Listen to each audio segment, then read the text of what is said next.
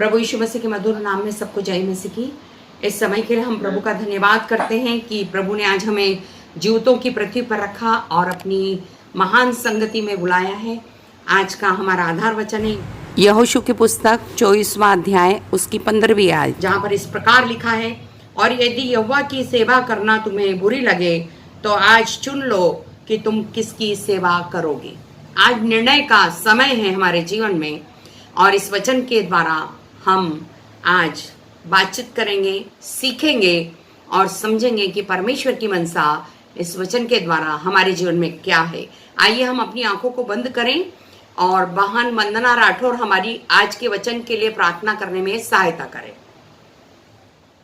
आइए हम सब अपनी आंखों को बंद करें, अपने सर को परमेश्वर के सामने झुकाएं, नम्र और दीन होकर हम सब परमेश्वर के सम्मुख जाएं।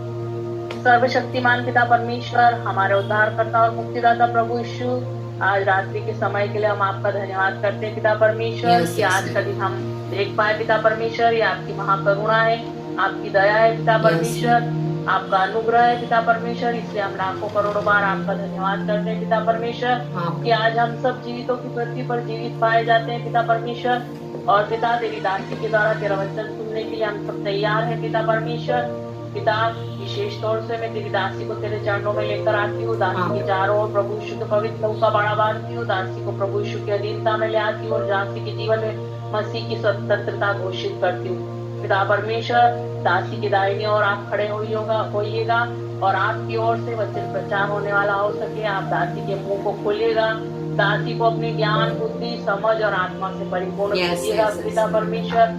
वचन आपकी ओर से प्रचार होने पाए और सुनने वालों पर अनुग्रह होने पाए और सुनने वालों को जीवन में 100 गुना, 60 गुना और 70 गुना फल लाने वाला ये वचन हो सके।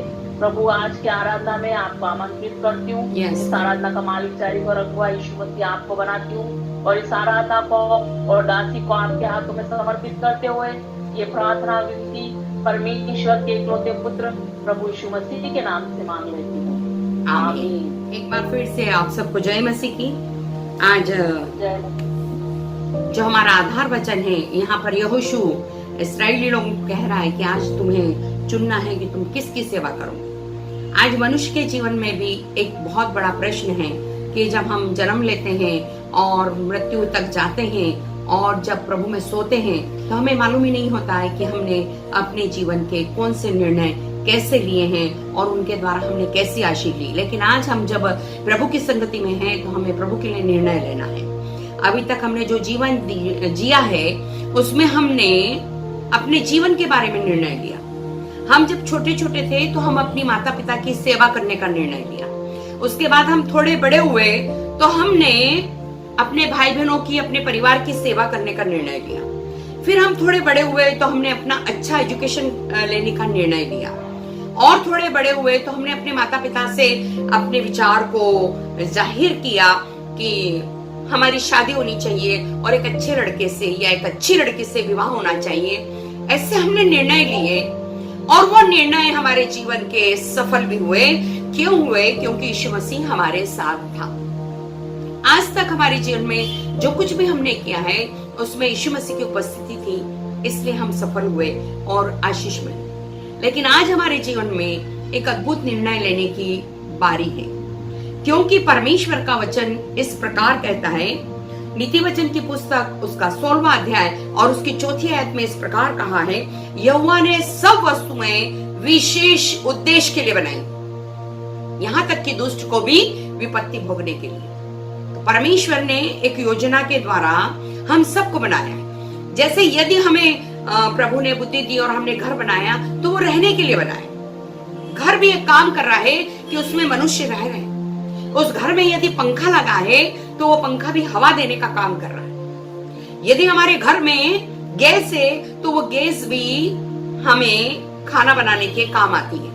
यानी कि कहने का मतलब है परमेश्वर हमें ये सिखा रहा है कि मेरे बच्चों, मैंने जो भी पृथ्वी पर जिन वस्तुओं की रचना करी है, मनुष्य की रचना करी है, उससे विशेष उद्देश्य के लिए बनाया। क्या आप अपने जीवन का विशेष उद्देश्य जानते हैं?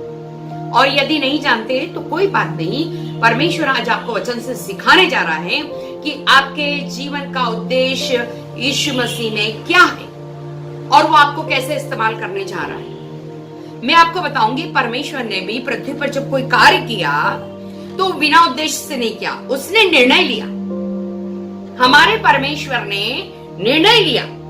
जैसा हम देखते हैं कि जब पृथ्वी उत्पत्ति की पुस्तक पहला अध्याय में कि परमेश्वर ने आकाश और पृथ्वी की सृष्टि की, निर्णय लिया आकाश और पृथ्वी को बनाने का, सारे जंतुओं को बनाने का निर्णय लिया, तब उसने काम किया। सिर्फ निर्णय लेने से उद्देश्य पूरा नहीं होता, उसके लिए हमें काम करना पड़ता है। और उत्पत्ति की पुस्तक उसका दूसरा अध्याय और उसकी पहली आयत में यूं कहा कि यूं आकाश और पृथ्वी और उसका सारी सेना का बनाना समाप्त हो गया और परमेश्वर ने अपना काम जिससे वह करता था 7वें दिन समाप्त किया। परमेश्वर ने काम किया, उसने निर्णय लिया काम करने की, और उसने जब ये काम किया तो उसे पूरा किया कि मुझे आकाश और पृथ्वी को बनाना है, जल को बनाना है, जीव जंतुओं को बनाना है, और ये सब कुछ बना के मुझे मनुष्य को भी बनाना है, आदम को भी बनाना है। Hallelujah, hallelujah. तो परमेश्वर ने अपने काम को पूरा किया, उसने निर्णय लिया कि मुझे ये करना है और उसके अनुसार उसने काम किया।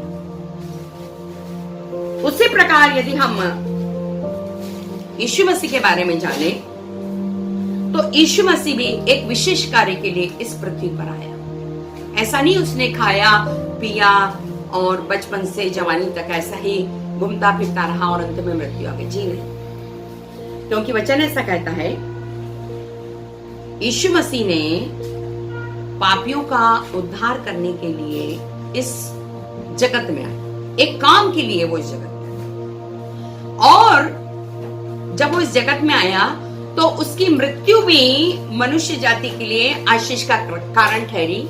ये भी उसने निर्णय लिया कि मुझे ऐसी मृत्यु मरना है।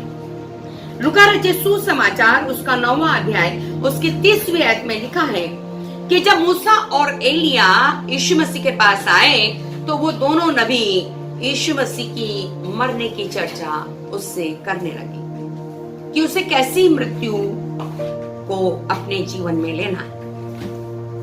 और जब यीशु मसीह ने उन दोनों से चर्चा की और जब उसने देखा कि मुझे इतनी कठिन मृत्यु को लेना है अपने जीवन में, और उसका मन बहुत व्याकुल हो गया। और लूका 22:42 में लिखा है कि यीशु मसीह परमेश्वर से प्रार्थना करने लगा कि यदि हो सके तो एक कटोरा मुझ पर से हटा ले, लेकिन मेरी नहीं लेकिन तेरी मनसा पूरी। और वहां पे लिखा है उसी समय दूत आकर यीशु मसीह को सामर्थ्य देने लगा।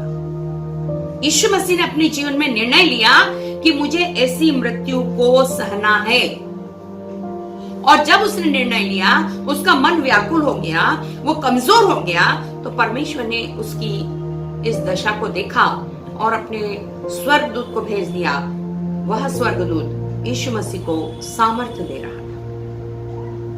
और यीशु मसीह जब गया तो तीसरा हमारा परम मित्र, हमारा सहायक इस पृथ्वी पर आया, पवित्र आत्मा। और जब वो इस पृथ्वी पर आया तो वो भी एक विशेष काम के लिए आया और उसने भी ये निर्णय लिया। यदि हम यूहन्ना रचित सुसमाचार को निकालें और उसका 16वां अध्याय और उसकी 13वीं आयत को यदि हम पढ़ें तो वहां पवित्र आत्मा के बारे में लिखा है कि मैं जाता हूं लेकिन वह सहायक तुम्हारे पास आएगा जो पिता की ओर से होगा। और वहां लिखा है वह परमेश्वर की गुप्त बातों को बताएगा। ये उसका काम है, पवित्र आत्मा का काम है। और उसने भी निर्णय लिया कि मुझे मनुष्य के लिए काम करना है। पिता पुत्र पवित्र आत्मा इस पृथ्वी पर निर्णय लेने के बाद काम करने लगे। तो क्या परमेश्वर ने हमको जो बनाया है वो बिना उद्देश्य से बनाया है? हमारे पीछे परमेश्वर की कोई योजनाएं नहीं है? क्या आप उन योजनाओं के बारे में जानते हैं कि आपको आज एक निर्णय लेना है? प्रभु ऐसा नहीं कहता है कि आपको निर्णय लेना कि आप घर बार छोड़ दें, आप नौकरी छोड़ दें, आप बच्चों के साथ घूमना फिरना छोड़ दें। नहीं, प्रभु ऐसा नहीं चाहता। आप अपने जीवन में सारे कार्य करें, लेकिन वो प्रभु की उपस्थिति में करें। तब परमेश्वर की मनसा आपके जीवन में पूरी होगी और आप जो निर्णय लेंगे वो प्रभु यीशु मसीह की अधीनता में लेंगे और उसके काम को पूरा करेंगे। उत्पत्ति की पुस्तक में परमेश्वर ने मनुष्य को अपने स्वरूप में बनाया और स्वरूप में बना के उसे अदन की वाटिका में रख दिया। तो वहां पर क्या लिखा है? उत्पत्ति की पुस्तक उसका 2 अध्याय और उसकी 15वीं आयत में इस प्रकार कहा है कि जब परमेश्वर ने आदम को लेकर अदन की वाटिका में रखा, बनाकर उसे अदन की वाटिका में रख दिया कि वह उसमें क्या करे? काम करे, उसमें काम करे और उसकी रक्षा करे। काम करे और उसकी रक्षा करे। 2 बातें परमेश्वर ने आदम से कही।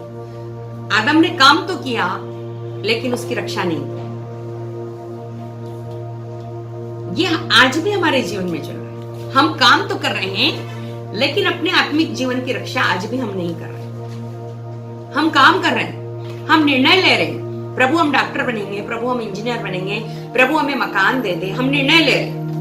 और परमेश्वर उन सारे निर्णयों को हमारे जीवन में हाँ और आमीन में पूरा कर रहा है। क्यों कर रहा है? कि मेरा बच्चा आशीष को पाए, मेरा बच्चा पृथ्वी की आशीष को पाए और स्वर्ग की भी आशीष को पाए। लेकिन मेरे बच्चे तो पृथ्वी की आशीष को लेकर आनंदित हैं, उन्हें स्वर्ग के बारे में कोई चिंता नहीं, उन्हें अपने अनंत जीवन के बारे में कोई चिंता नहीं, और वो आज दिन तक उस राज्य के कार्य के लिए कोई निर्णय नहीं ले पा रहे कि हम जब उस राज्य के लिए कार्य करेंगे, परमेश्वर के राज्य के लिए कार्य करेंगे, तभी हम परमेश्वर के राज्य में प्रवेश होने पाएंगे।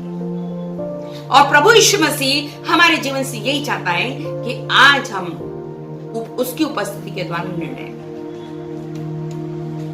मेरे प्रियो,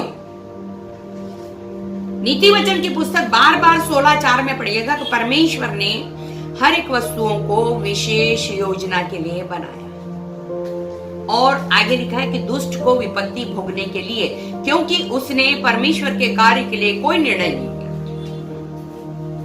उसने परमेश्वर से कभी ना पूछा, उसने परमेश्वर की मनसा को जानने के लिए कोई कार्य नहीं किया। परमेश्वर ने आज हमें अदन की वाटिका में रखा है और हमें 2 कार्य को उसने सौंपा है कि हम उसमें काम करें। हम उसमें काम कर रहे हैं, लेकिन क्या हम उसकी रक्षा भी कर रहे हैं? आप अपने जीवन की, अपने परिवार की, अपने मोहल्ले की, अपने कलीसिया की रक्षा कर रहे हैं? आप उनका लालन पालन अच्छे से रीति से कर रहे हैं? और उनके लालन पालन में यीशु मसीह आपकी संगति में है या नहीं? नहीं है, कोई बात नहीं। आज हम जो वचन से सीखेंगे उसमें प्रभु हमसे बहुत प्रेम है और वो आज हमें इस निर्णय लेने के लिए बाध्य कर रहा है। हमें निर्णय परमेश्वर के कार्य के लिए कैसे लेना है हम वचन के द्वारा सीखेंगे। हम निकालेंगे लूका रचित सुसमाचार उसका 19वां अध्याय और पहली आयत से पढ़ेंगे, जहां पर जक्कई के बारे में लिखा गया है। वह यरीहो में प्रवेश करके जा रहा था, यीशु मसीह जा रहा है, और देखो जक्कई नाम एक मनुष्य था जो चुंगी लेने वाले का सरदार और धनी था। चुंगी लेने वालों का, उस समय चुंगी लेने वालों को लोग बुरी दृष्टि से देखते थे, उन्हें पापी कहते थे, और वो धनी था। उसके जीवन की सारी बुराइयां हैं, लेकिन यहां पर ऐसा लिखा है 3री आयत में, वह यीशु को देखना चाहता था। वो बुरा था, चुंगी लेने वाला था, लेकिन उसने अपने जीवन में एक निर्णय लिया। अपने व्यापार को थोड़ी देर के लिए छोड़ा, चुंगी लेना यानी कि अपने धन को बहुत बढ़ाना, लेकिन यहां पर जक्कई ने एक निर्णय लिया। उसने थोड़ी देर अपने बिजनेस को बंद किया और मन में ये सोचा कि मैं यीशु को देखूंगा। ऐसा उसने निर्णय लिया। जक्कई ने निर्णय लिया कि मैं यीशु को देखना चाहता हूं। इसके लिए उसे अपने बिजनेस को थोड़ी देर बंद करना पड़ा। और उसने क्या किया, परंतु भीड़ के कारण देख न सकता था क्योंकि वह नाटा था। एक बुराई और उसमें कि भीड़ तो बहुत थी और वो यीशु को देखना चाहता था, और भीड़ में वो ऊपर भी उठकर नहीं देखना चाहता था क्योंकि यहाँ पे लिखा कि वो नाटा था, यानी छोटा था। अगर वो भीड़ में खड़ा हो जाता तो वो छोटा रहता और वो यीशु मसीह को नहीं देखना चाहता। तब उसको देखने के लिए वह आगे दौड़कर एक कुल्लर के पेड़ पर चढ़ गया। यीशु को देखने के लिए दौड़ा और गुलर पर चढ़ गया। ये जो बातें हो रही है ये इसके मन की बातें। किसकी मन की बातें हैं? जक्कई की मन की बातें। जक्कई अपने मन में ये कह रहा है कि वो यीशु को देखना चाहता है और उसने एक निर्णय लिया और काम भी किया। वो काम कर रहा है। क्या काम कर रहा है कि वह दौड़कर गया, गुलर के पेड़ पर चला। यदि हम गुलर के पेड़ को देखें तो उसमें कांटे होते हैं छोटे छोटे, लेकिन उसने उन कांटों की चिंता नहीं करी और उसने अपने काम को किया। गुलर पर ऊपर चढ़ गया। मन में वो सोचा है। तो मन में यदि हम सोचे तो क्या कार्य पूरा होता है? नीति वचन की पुस्तक उसका 20वां अध्याय 27वीं आयत में परमेश्वर का वचन कहता है, मनुष्य की आत्मा यहोवा का दीपक है। हम में जो आत्मा है वो परमेश्वर का दीपक है। वह मन की सब बातों की खोज करता रहता है। और वो यहाँ पर जक्कई के मन की बात की भी खोज कर रहा है। परमेश्वर ने जो जक्कई को अपना आत्मा दिया है, हमारे जीवन में जो आत्मा है वो परमेश्वर का है। क्या आप इस बात को जानते हैं? परमेश्वर ने जब श्वास को फूका तब मनुष्य जीवित प्राणी बन गया। ये आत्मा परमेश्वर का है और परमेश्वर ने हमारे जीवन में इसलिए दिया है कि वो हमारे मन की सारी बातों को खोजे। और उसने जक्कई की मन की बातों को भी खोजा। और यहां लिखा है 5वें, जब यीशु उस जगह पहुंचा तो ऊपर दृष्टि करके उससे कहा, यीशु जा रहा है और उसने उस पेड़ के नीचे जाकर किसको देखा? जक्कई को देखा।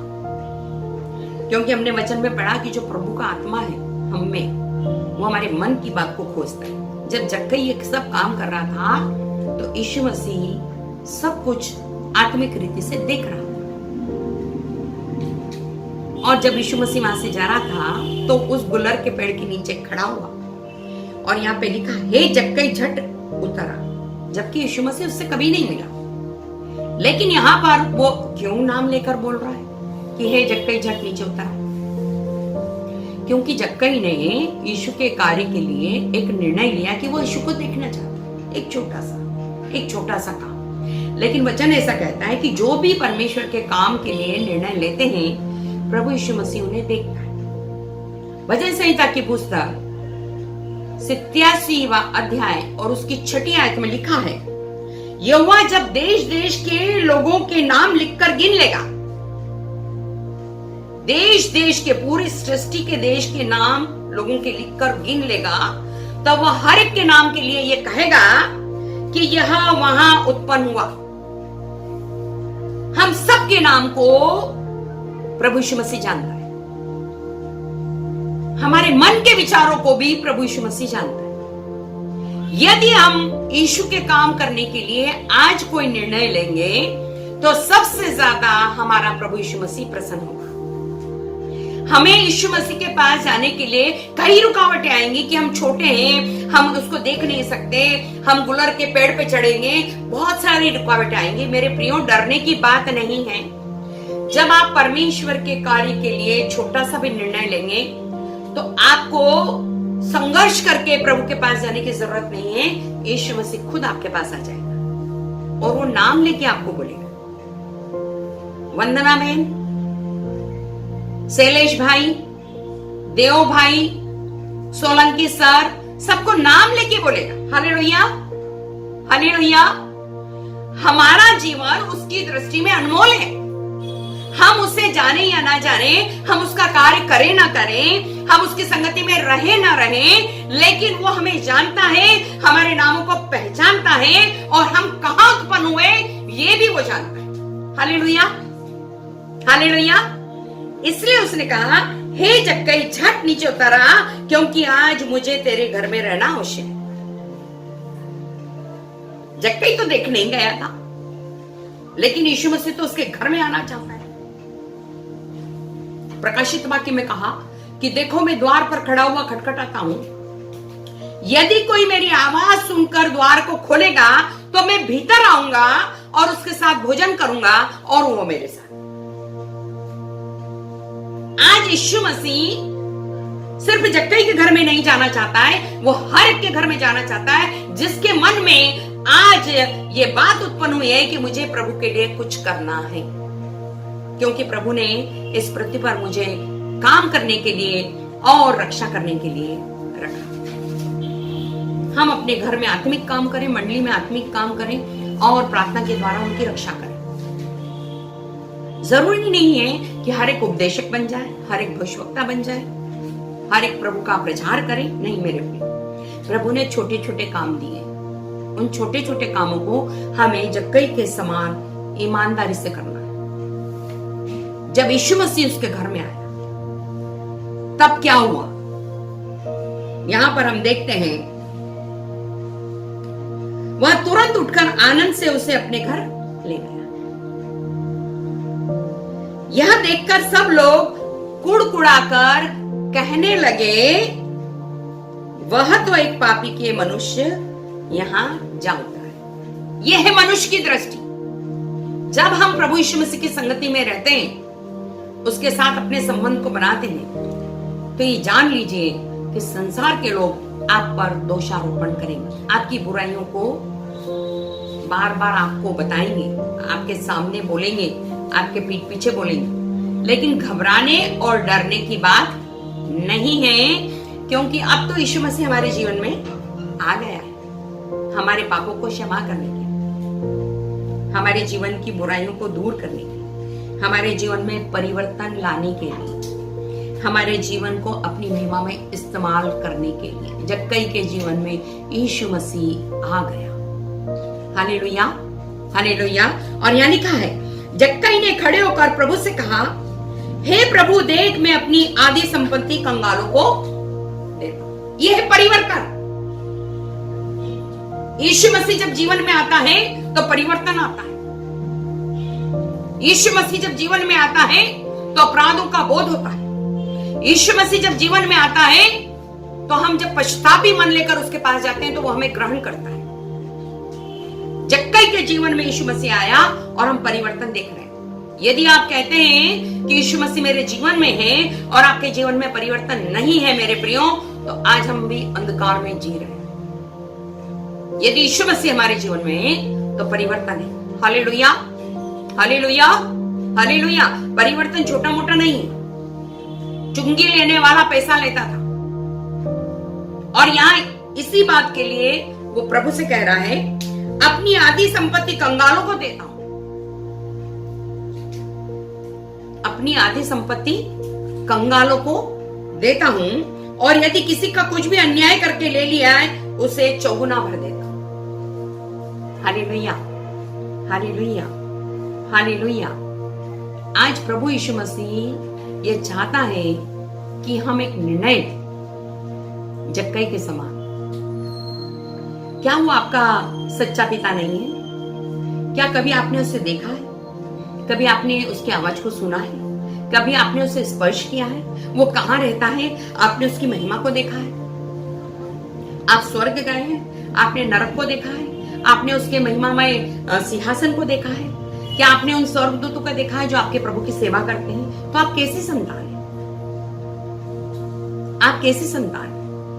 आपको ये सारे अधिकार अपने पिता के द्वारा आपके जीवन में फ्री में मिला है, लेकिन आप इन आशीषों से आज वंचित हैं।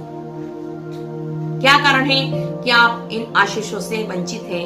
क्योंकि आपने जक्कई के समान कोई भी निर्णय अपने जीवन में नहीं लिया है कि प्रभु मैं प्रार्थना करूंगी अति भोर को, प्रभु मैं रोज बाइबल पढ़ूंगी, प्रभु मैं संगति में रहूंगी, प्रभु कोई देखे ना देखे लेकिन तू देखता है, मैं घर वालों के खाना बहुत आनंद से बनाऊंगी कि वो खा के आनंदित हो, हंसपुष्ट हो, मैं घर की सफाई करूंगी क्योंकि प्रभु तो प्रतिदिन मेरे घर में आता है।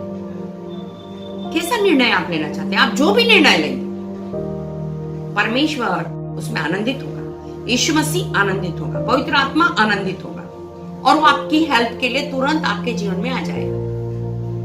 और जब जक्कई के जीवन में यीशु मसीह आया और परिवर्तन हुआ, तब क्या हुआ? यहां पर लिखा हुआ है नीति वचन की पुस्तक उसका 28वां अध्याय उसकी 13वीं आयत में, जो अपने अपराध छिपा रखता है। आप यीशु मसीह की संगति में हैं लेकिन फिर भी आप सोचते हैं कि नहीं, मेरे अपराध अगर मैं बोलूंगा तो मेरी बहुत बेइज्जती होगी, मेरे निर्णय से लोग क्या सुनेंगे, क्या समझेंगे। लेकिन प्रभु कहता है यदि हम प्रभु की संगति में हैं तो यीशु मसीह के सामने हमें सब कुछ मान लेना। मेरे सामने मत मानिए, मैं आपके जीवन के लिए कुछ नहीं कर सकती, सिर्फ प्रार्थना कर सकती हूँ, लेकिन पाप क्षमा करने का अधिकार, आपको निष्कलन करने का अधिकार, आपको पवित्र करने का अधिकार सिर्फ यीशु मसीह के पास है। इसलिए प्रभु आज इस वचन से बोल रहा है, नीति वचन 18:23 में, जो अपने अपराध छिपा रखता है उसका कार्य सफल नहीं होता। यदि आप प्रभु के लिए कार्य करना चाहते हैं तो अपने किसी भी अपराध को आज मत छिपाइए, प्रभु के सामने मान लीजिए। यहाँ पे लिखा है, परंतु जो उसको मान लेता है और छोड़ भी देता है उस पर दया हो, उस पर दया की जाए, जैसे परमेश्वर ने जक्कई के जीवन में दया की। और जब तक आप ये सब नहीं छोड़ेंगे तो सचमुच में आपके जीवन में उद्धार दूर है। और यदि आज ही आप निर्णय ले लेंगे, यहोशू के समान निर्णय ले लेंगे, तो आज इसी समय आपके जीवन में सचमुच में उद्धार आ जाएगा। जैसा लिखा है, तब यीशु ने उससे कहा, आज इस घर में उद्धार आया है। जब तक जक्कई ने अपने पापों को नहीं माना और अपने पापों को नहीं छोड़ा, उद्धार नहीं आया मेरे प्रियो। लेकिन जब उसने पाप को मान लिया और छोड़ भी दिया तो वचन कहता है, यीशु मसीह ने खुद कहा कि आज इसके जीवन में उद्धार आया है। इसलिए यह भी इब्राहिम का एक पुत्र है, क्योंकि मनुष्य का पुत्र खोए हुओं को ढूंढने और उनका उद्धार करने आया। हम खोए हुए हैं, उसकी खोई हुई संतान है और वो आज हमें ढूंढने आया है। वो हमें नाम लेकर पुकार रहा है, लेकिन हम तो इतने बहरे हो गए हैं कि उसकी आवाज को भी नहीं सुन रहे। हम तो ऐसे अंधे हो गए हैं कि यीशु मसीह हमारे पास खड़ा है लेकिन हम देख नहीं पा रहे। मेरे प्रियो, लेकिन प्रभु आज कहता है, जैसे यहोशू ने निर्णय लिया कि तुम किसकी सेवा करना चाहते हो, किसकी सेवा करना चाहते हो? प्रभु यीशु मसीह की सेवा करना चाहते हो या और किसी की सेवा करना चाहते हो? मत्ती 1:21 में कहा है, क्योंकि वह अपने लोगों का उनके पापों से उद्धार करे। यीशु मसीह इसीलिए आया, पापों से उद्धार करने का अधिकार सिर्फ यीशु मसीह का है। और यही पाप हमें हमारे प्रभु से दूर लेकर जाते हैं, यही पाप हमें सारी आशीषों से वंचित करते हैं, यही पाप हमें वरदानों को लेने से रोकते हैं।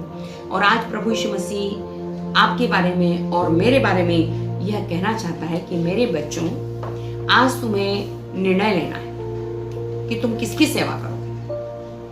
और यदि प्रभु की सेवा करते हो तो अपने पापों को मानो और उसे छोड़ोगे, तब यीशु मसीह तुम पर दया करेगा और अपने योग्य बनाएगा। हालेलुया। मेरे प्रियो, जब हम जेल में होकर आए, हम 18 दिन दोनों पति पत्नी जेल में रहे और जब हम जेल से छूटकर आ गए तो 5 साल तक हमारा केस चला। उस 5 साल में हम कितनी बार आत्मिक रीति से मरे और जिंदा हुए, ये यीशु मसीह ही जानता है। लेकिन आखिरी समय जब हमारा केस का फाइनल होने वाला था, तब हमारे साथ कोई भी नहीं था, ना कोई हमारा वकील था, ना कोई लड़ने वाला था। जो वकील था उसने भी बोल दिया, मैं आपके केस को नहीं लड़ूंगा। और जब हमने परिस्थितियों को ऐसा देखा तो हम प्रभु यीशु मसीह के अधीन हो गए और हमने प्रार्थना करी दोनों पति पत्नी की कि यदि प्रभु सुई के नाके के बराबर भी यदि हम में पाप पाया जाता है तो हम सजा के हकदार हैं, और यदि नहीं मेरे पिता तो तू हमारा न्याय करना, क्योंकि न्याय करने वाला तू परमेश्वर है।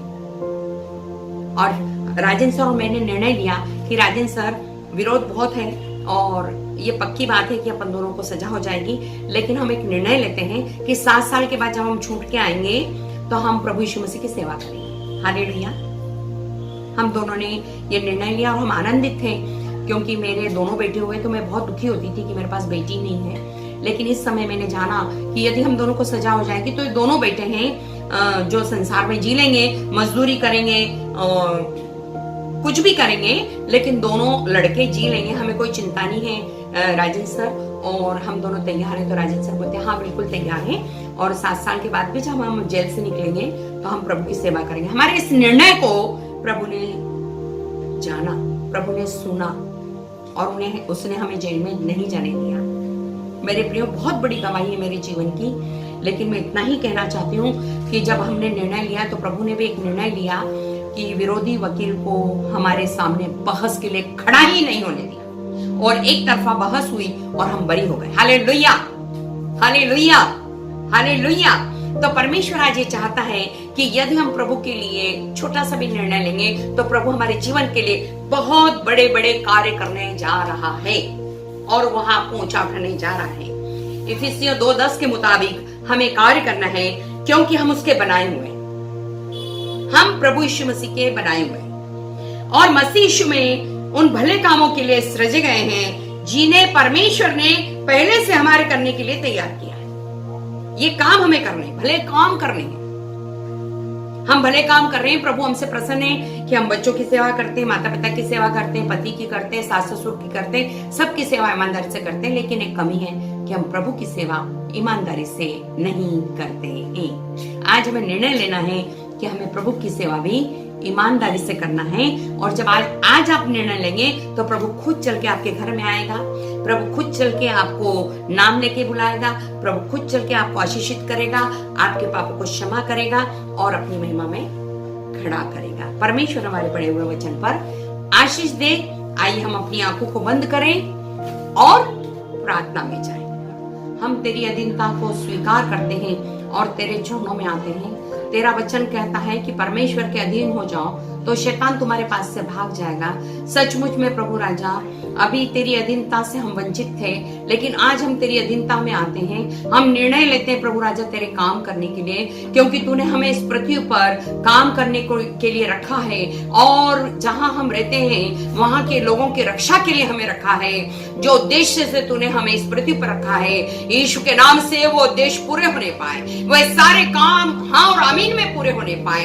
प्रभु तू हमारे जीवन में बड़े और हम घटने पाए, तेरी मनसाओं के अधीन होते हैं, तेरी योजनाओं के अधीन होते हैं, तेरे उद्देश्य के अधीन होते हैं मेरे पिता। प्रभु राजा तू हमें ग्रहण कर, हमें नाम लेकर पुकार मेरे पिता, ताकि हम जब तेरी पवित्र उपस्थिति में आए, प्रभु राजा तेरी संगति में आए, तो हम अपने आप को जांच लें और परख लें मेरे पिता परमेश्वर, और तेरे पास जब आए तो पवित्रता का जीवन लेकर आए मेरे पिता। तू हमें ग्रहण करना चाहता है और अपनी महिमा में इस्तेमाल करना चाहता है। उन आत्माओं को प्रभु राजा तू हमारे द्वारा जीतना चाहता है जो तूने इस पृथ्वी पर हमारे नाम के निमित्त रखी है। उन आत्माओं को जीतने के लिए तू हमारी सहायता और मदद कर, और अपने अनुग्रह में और अपनी दया में लिए चल। प्रभु हमें उन भले कार्यों के लिए सरगर्म कर जो तूने हमारे नाम के निमित्त रखे हैं मेरे पिता।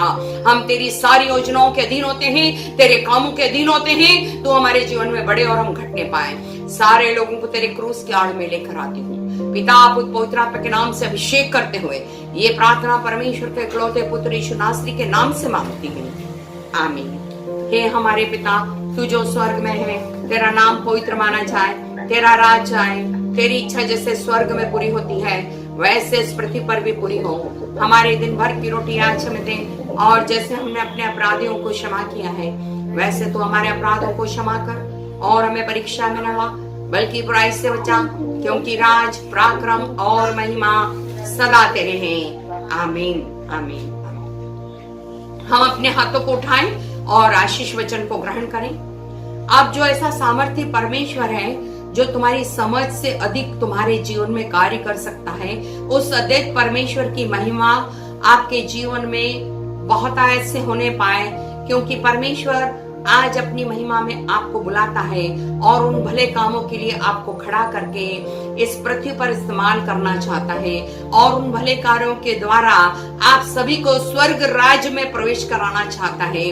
उस सदैव परमेश्वर की महिमा, गौरव और पराक्रम सदैव बना रहे। अब हमारे परमेश्वर का प्रेम, प्रभु यीशु मसीह का अनुग्रह और पवित्र आत्मा की सहभागिता यीशु नासरी के द्वितीय आगमन तक हम सब पर सदैव और सदैव और सदैव बनी रहे। आमीन। सबको जय यीशु की।